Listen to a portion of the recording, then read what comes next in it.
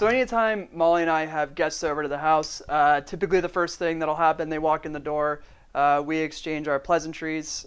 You know, nice to see you, it's been a while, you're looking good, you're doing the whole 30, we're doing the whole 30. It's funny you say that. I'm not personally, I'm not a huge legumes guy. I have a hard time getting on board with the whole 30, but I do think that they have some good recipes. Second thing they always say is, those pictures look awesome. Not necessarily the content of the photos, but how they are hung. They proceed to ask who hung them. I humbly say myself, and that has happened one time. And so I figured, why not make a video about it and basically hopefully teach people how to hang multiple photos evenly, and hopefully you can learn something. So here we go. So I'm not going to rehang these photos. I would have to put 3 new holes in the wall, which I personally am totally fine doing because it's a rental. But I figure I can do my part to try to upkeep this. But what I will do is take the photos off the wall and basically show you guys how you measure it out and where you can put your nails, and then hopefully you'll be able to understand how to space these out and make them look nice. So the first step is going to be to measure the full distance of the wall that you are hanging the photos on. That's really important because that's what helps you get your center point, and that's basically what you work off throughout the rest of the process. So I'm going to go ahead and measure the wall and take the photos off, and we'll come back with step 2. So I took the photos off the wall. What I'm going to do now is measure the left to right distance of the wall where we are hanging the photos. So first order of business here, I'm going to hook my tape measure across over here and bring it all the way over to this wall, and it's 124 inches. So what that means is 62 is going to be our center point. So from either side of the wall, I'm just going to do this one for simplicity's sake. I'm going to pull this over, and I'm going to mark 62 on the wall, and that is going to be our center point for so the next step is kind of frame specific for whatever kind of frame you're using.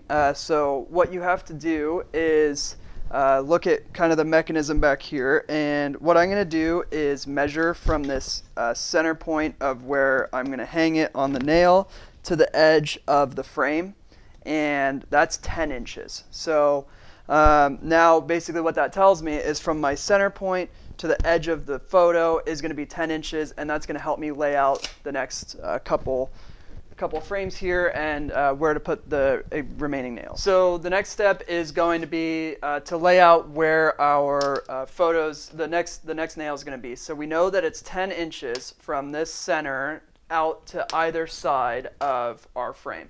So what I'm going to do is take that 10 inches, and I'm going to be right in the center of the screw here, and I'm going to make a tiny little notch at 10 inches. It's just a tiny little mark, so you know that's where the edge of your frame is going to be. I chose to have the photos an inch apart. So then what you can do is that mark from 10 inches over from your center, you basically just mark 1 inch across, and that's going to be the left side of your next frame. And then it's pretty easy from there. With that new mark that you have that's an inch over from the edge of your photo, we're going to take 10 inches again and mark the center point, and that's where our next nail is going to be.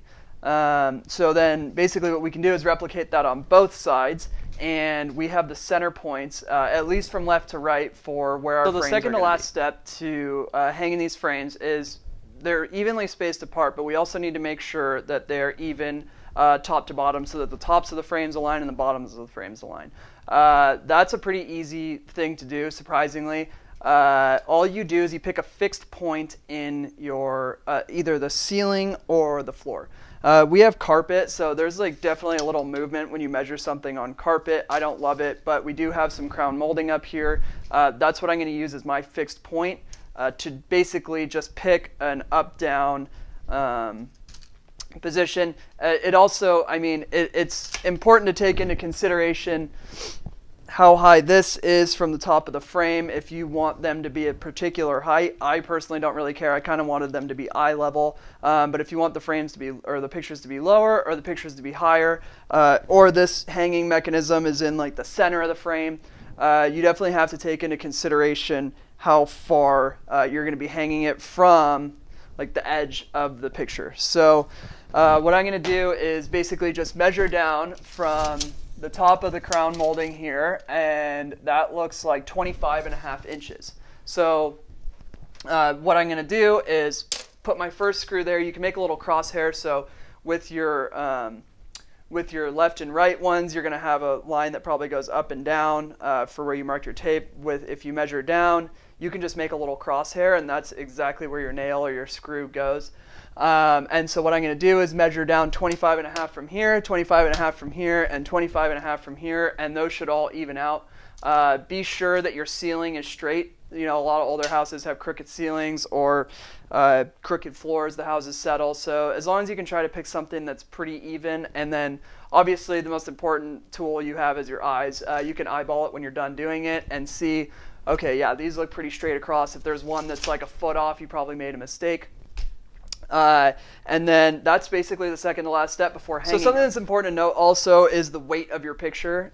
These couldn't weigh more than like 2 pounds, but if you're hanging like a 30-pound photo, obviously you can't just tack a nail into drywall. That's when most likely drywall anchors would come into play, where you basically have to drill a hole and stick an anchor in there and then put a screw in, because basically what that does is the anchor does that, and the drywall, it holds something that's a little heavier than a normal screw would do. Finding studs for something like this isn't really, I mean, it would be miraculous if you were able to have like 3 studs perfectly evenly spaced apart. Most likely whoever built that wall probably didn't do it correctly if you have all 3 of these screws in a stud, because they're 21 inches apart and studs are supposed to be 16 inches apart. So yeah, just something to take into consideration. Don't expect a big heavy painting to be able to be held up by just a screw. So the third and final step is obviously to hang the photos with your screw or nails, with your little X's that you made for the heights and the widths. Tack a screw in there. Doesn't really matter. You want the screw to probably be longer than about 2 inches, just so that it can have some meat in it. If you're lucky, maybe you'll hit 1 stud. If not, doesn't really matter for a light photo. Again, I mentioned the drywall anchors for heavier screws, so, or for heavier photos. Yeah, and then basically, you know, you can you have a little play with how you move the photos like that. And basically, I personally think that as long as the tops are aligned, that's kind of where the eye goes. Obviously, the tops are aligned, the bottoms are aligned, but just try to make sure that it's a pretty even line across the top. And that will be the second thing that people notice when they walk into your house. Hope this helps.